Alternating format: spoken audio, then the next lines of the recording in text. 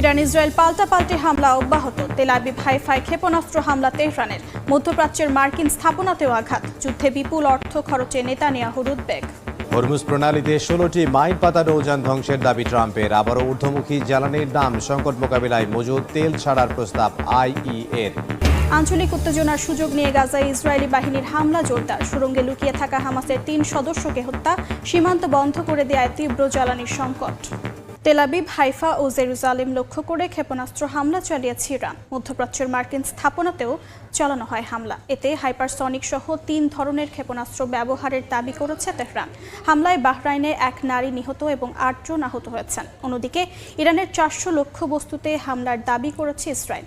আর মঙ্গলবার তেহরানের সবচেয়ে ভয়াবহ হামলা চালানোর ঘোষণা দিয়েছেন মার্কিন সমরমন্ত্রী পিট হেগসেথ। এর মধ্যেই যুক্তরাষ্ট্র এবং তাদের মিত্রদের জাহাজ হরমুজ প্রণালী অতিক্রম করলেই ক্ষেপণাস্ত্র হামলা চালানোর হুঁশিয়ারি দিয়েছে ইরান।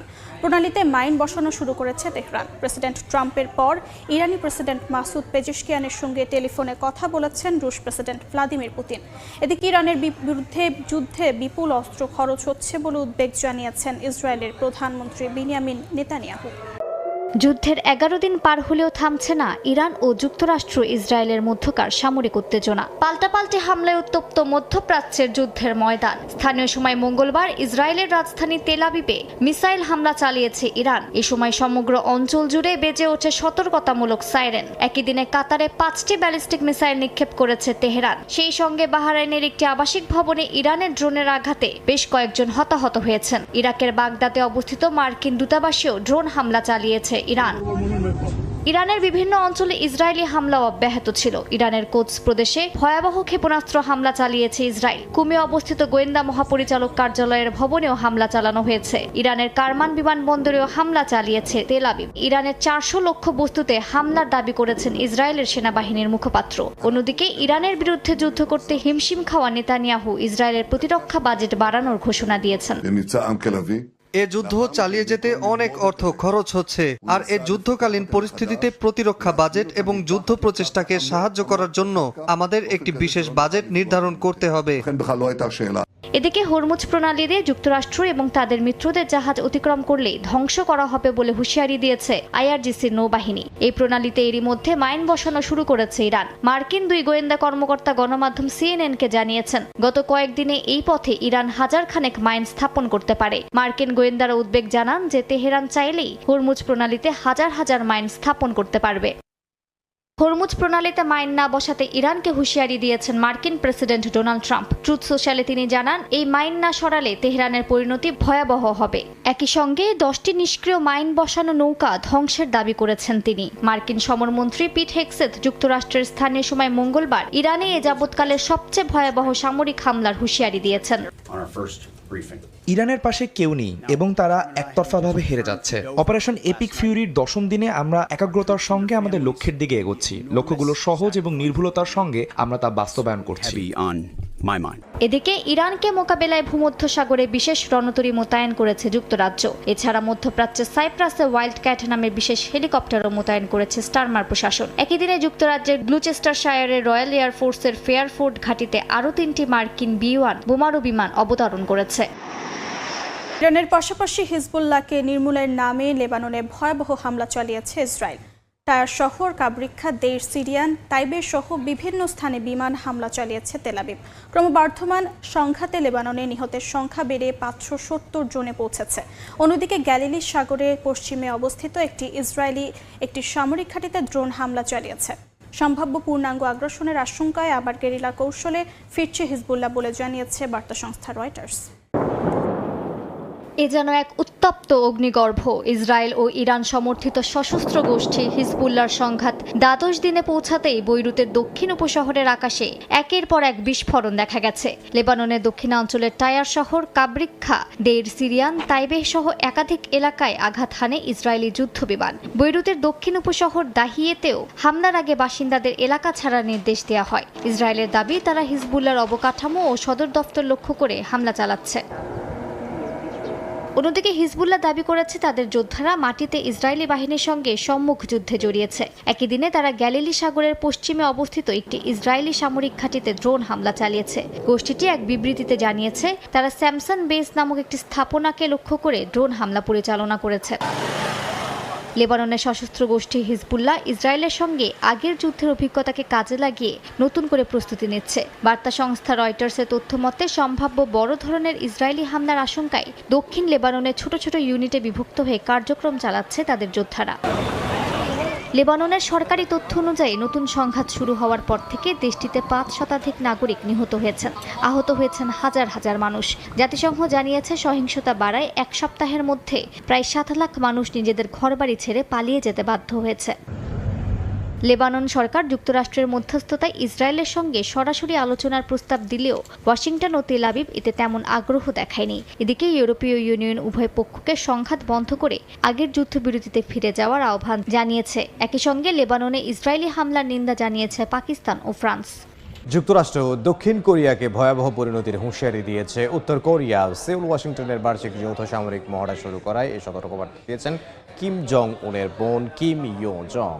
এমন পরিস্থিতিতে পিয়ংইয়ং এর প্রতিরক্ষা সক্ষমতা আরও জোরদার করার অঙ্গীকার করেছেন তিনি। এদিকে ইরানের বিরুদ্ধে লড়াই করতে দক্ষিণ কোরিয়ায় মোতায়েন করা মার্কিন সরঞ্জাম মধ্যপ্রাচ্যে সরিয়ে নেওয়ার সিদ্ধান্ত নিয়েছে যুক্তরাষ্ট্র।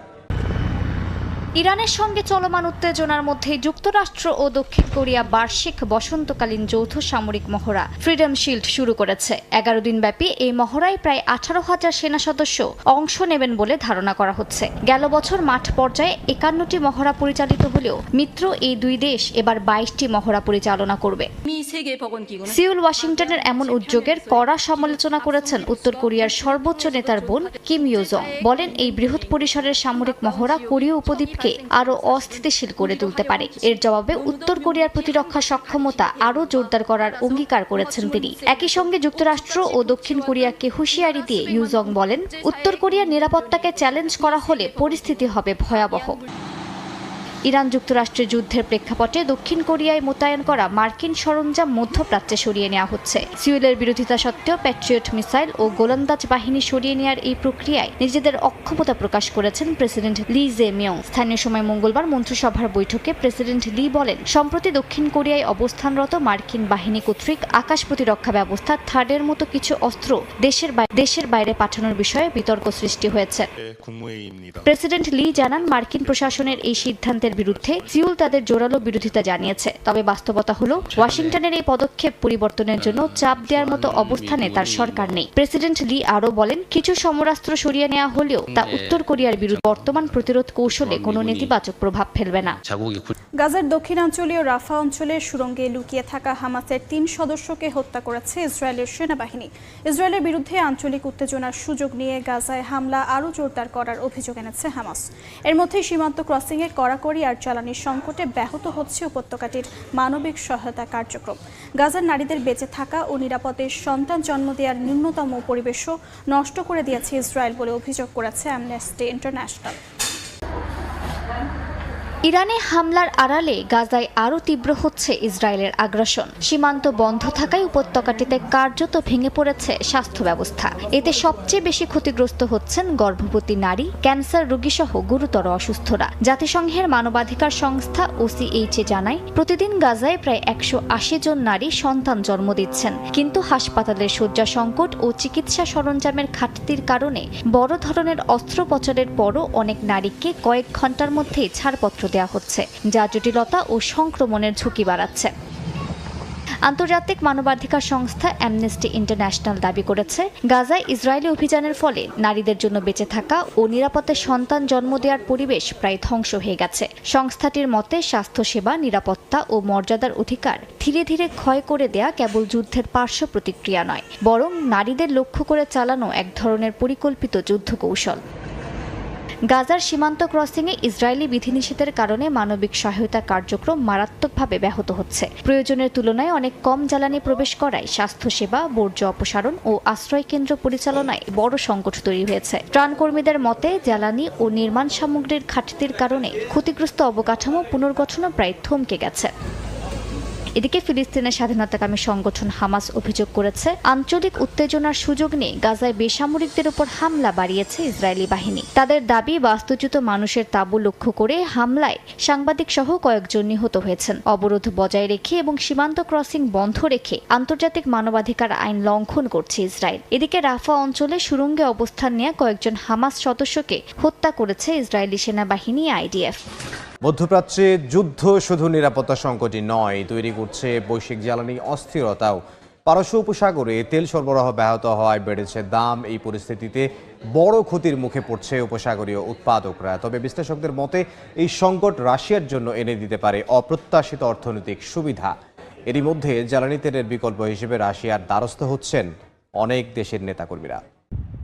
ইসরায়েল ও যুক্তরাষ্ট্রের হামলার পর পারস্য উপসাগর জুড়ে তেলের অবকাঠামো এবং পরিবহন রুটে তৈরি হয়েছে বড় ধরনের অনিশ্চয়তা। বিশ্বের প্রায় 40% তেল উৎপাদিত হয় মধ্যপ্রাচ্যে, আর সমুদ্র পথে পরিবহন হওয়া অপরিশোধিত তেলের প্রায় 1/3 যায় হরমুজ প্রণালী দিয়ে। ইরানের হামলার ঝুঁকি এবং বীমা প্রতিষ্ঠানগুলোর সতর্কতার কারণে কমে গেছে এই রুটে চলাচল। এতে কুয়েত, ইরাক ও সংযুক্ত আরব আমিরাতে ধীরে ধীরে তেল উৎপাদন কমতে শুরু করেছে। এই পরিস্থিতিতে আন্তর্জাতিক বাজারে তেলের দাম হঠাৎ করে লাফিয়ে বেড়েছে। বৈশ্বিক মানদণ্ড ব্রেন্ট ক্রুডের দাম এক পর্যায়ে ব্যারেল প্রতি $119 পৌঁছায়। পরে কিছুটা কমলেও যুদ্ধ শুরুর আগের তুলনায় এটি প্রায় $20 বেশি। বিশ্লেষকদের মতে সরবরাহ সংকট দীর্ঘ হলে এই দাম আরও বাড়তে পারে এবং বৈশ্বিক জ্বালানি বাজারে বড় ধরনের চাপ তৈরি হতে পারে। তবে এই সংকটের মধ্যেই বড় সুবিধা পাচ্ছে রাশিয়া। যুক্তরাষ্ট্র ও সৌদি আরবের পর বিশ্বের তৃতীয় বৃহত্তম তেল উৎপাদক দেশটি প্রতিদিন প্রায় 1,07,00,000 ব্যারেল তেল উৎপাদন করে। গুরুত্বপূর্ণ বিষয় হলো রাশিয়ার তেল রফতানি হরমুজ প্রণালীর উপর নির্ভরশীল নয়। ফলে উপসাগরীয় সরবরাহ কমে যাওয়ায় বাজারে বিকল্প হিসেবে রুশ তেলের চাহিদা বাড়ছে। এমনকি ভারতীয় বাজারে রাশিয়ার ইউরালস তেলের দাম অনেক ক্ষেত্রে ব্রেন্টের সমান বা তার চেয়েও বেশি দামে বিক্রি হচ্ছে। উচ্চ মূল্যের এই প্রবণতা রাশিয়ার অর্থনীতির জন্য স্বস্তির বার্তা। পশ্চিমা নিষেধাজ্ঞার কারণে ফেব্রুয়ারিতে রাশিয়ার তেল গ্যাস রফতানি থেকে অর্জিত রাজস্ব আগের বছরের তুলনায় প্রায় 44% কমে যায়। তবে নতুন পরিস্থিতিতে মার্চ মাসেই এই আয় দ্বিগুণ হয়ে $11 বিলিয়ন বেশি হতে পারে বলে ধারণা করছে আর্থিক প্রতিষ্ঠানগুলো। এতে ইউক্রেন যুদ্ধ চালিয়ে যাওয়ার জন্য মস্কোর অর্থনৈতিক সক্ষমতাও শক্তিশালী হয়ে উঠতে পারে বলে আশঙ্কা করছে পশ্চিমা দেশগুলো। যুক্তরাষ্ট্র সময় মতো ইরানে হামলা না চালালে ইসরায়েল সহ মধ্যপ্রাচ্যের বিভিন্ন দেশ হুমকির মুখে পড়ত বলে দাবি করেছেন মার্কিন প্রেসিডেন্ট ডোনাল্ড ট্রাম্প। ফ্লোরিডায় রিপাবলিকান সম্মেলনে দেয়া ভাষণে তিনি বলেন, সামরিক পদক্ষেপ না নিলে ইরান খুব দ্রুত পারমাণবিক অস্ত্র পেয়ে যেত। একই সঙ্গে নিজের প্রশাসনের অর্থনৈতিক সাফল্যের কথাও তুলে ধরেন মার্কিন প্রেসিডেন্ট। ফ্লোরিডার ডুরাল শহরে রিপাবলিকান পার্টির এক সম্মেলনে বক্তব্য দেন ডোনাল্ড ট্রাম্প। সেখানে তিনি ইরানের বিরুদ্ধে যুক্তরাষ্ট্রের সামরিক হামলার পক্ষে জোরালো অবস্থান তুলে ধরেন। ট্রাম্পের দাবি, ওই হামলা না হলে খুব অল্প সময়ের মধ্যেই পারমাণবিক অস্ত্র অর্জন করতে পারত ইরান। এতে আঞ্চলিক সংঘাত আরও ভয়াবহ আকার ধারণ করত বলেও দাবি করেন ট্রাম্প। ট্রাম্প বলেন, গোয়েন্দা তথ্য অনুযায়ী ইরান মধ্যপ্রাচ্যের বিভিন্ন দেশে হামলার প্রস্তুতি নিচ্ছিল। তার দাবি, যুক্তরাষ্ট্রের পদক্ষেপ না হলে ইসরায়েল সহ অঞ্চলের একাধিক দেশ সরাসরি হুমকির মুখে পড়ত। একই সঙ্গে তিনি কংগ্রেসের ডেমোক্রেট সদস্যদের সমালোচনা করে বলেন, তারা জাতীয় নিরাপত্তা ইস্যুতে প্রশাসনের অবস্থাকে দুর্বল করার চেষ্টা করছে। If I didn't hit them first, they were going to hit our allies first.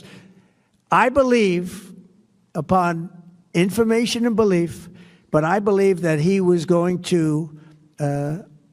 they were going to take over the Middle East. They were looking to take over the Middle East. Now, had Operation Midnight Hammer not taken place, that was definite, because they would have had a nuclear weapon within a matter of weeks. But that took place. That was a setback. But look at the number of missiles they were able to buy and make over the last 6 months. ভাষণে দেশের অর্থনৈতিক পরিস্থিতি নিয়েও আত্মবিশ্বাসী বক্তব্য দেন মার্কিন president. তার দাবি, যুক্তরাষ্ট্রের মুদ্রাস্ফীতি কমেছে, মানুষের আয় বেড়েছে এবং শেয়ার বাজার নির্বাচনের পর থেকে একাধিক রেকর্ড উচ্চতায় পৌঁছেছে। পাশাপাশি সীমান্ত নিরাপত্তা জোরদার এবং অপরাধের হার কমার কথাও উল্লেখ করেন তিনি।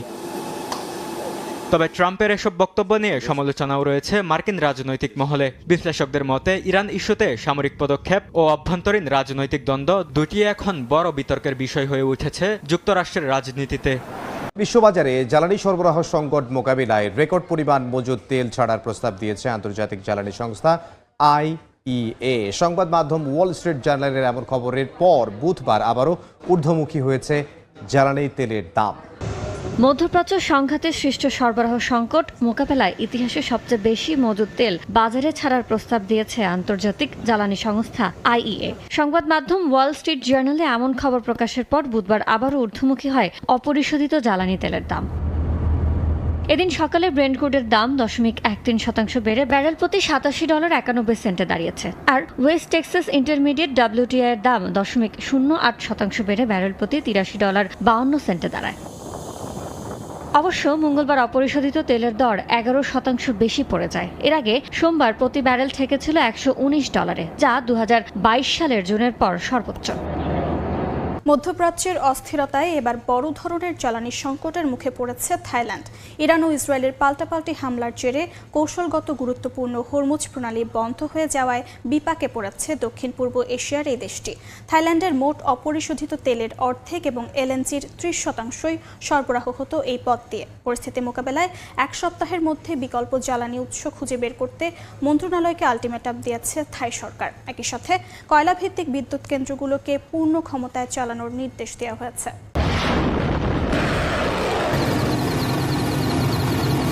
মধ্যপ্রাচ্যের ভূ রাজনীতিতে হঠাৎ উত্তাপ, আর তার আঁচ এসে লেগেছে হাজার মাইল দূরের দেশ থাইল্যান্ডে। গত 28 ফেব্রুয়ারি ইরান ও ইসরায়েলের পাল্টাপাল্টি হামলার জেরে বন্ধ হয়ে গেছে কৌশলগত গুরুত্বপূর্ণ হরমুজ প্রণালী, যার সরাসরি প্রভাব পড়েছে থাইল্যান্ডের জ্বালানি আমদানিতে। দেশের মোট অপরিশোধিত তেলের অর্ধেক এবং এলএনজি 30% আসত এই পথ দিয়ে। পরিস্থিতি সামাল দিতে থাই সরকার জ্বালানি মন্ত্রণালয়কে 1 সপ্তাহের আলটিমেটাম দিয়েছে বিকল্প উৎস খুঁজে বের করার জন্য। যদিও সরকারের দাবি হাতে থাকা মজুদ দিয়ে আগামী 90 দিন চলা সম্ভব। সংকট মোকাবিলায় কয়লা ভিত্তিক বিদ্যুৎ কেন্দ্রগুলোকে পূর্ণ সক্ষমতায় চালানোর নির্দেশ দিয়েছে সরকার, কিন্তু বিশেষজ্ঞরা বলছেন এতে করে 2035 সালের মধ্যে কার্বন নিঃসরণ কমানোর যে বৈশ্বিক প্রতিশ্রুতি থাইল্যান্ড দিয়েছিল তা বড় চ্যালেঞ্জের মুখে পড়বে।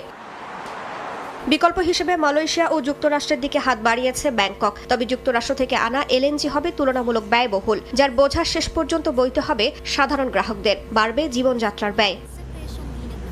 বিশ্লেষকদের মতে বারবার আমদানিকৃত জীবাশ্ম জ্বালানির পেছনে না ছুটে দেশের ভেতরেই নবায়নযোগ্য শক্তির উৎস বাড়ানোই হবে থাইল্যান্ডের জন্য টেকসই সমাধান।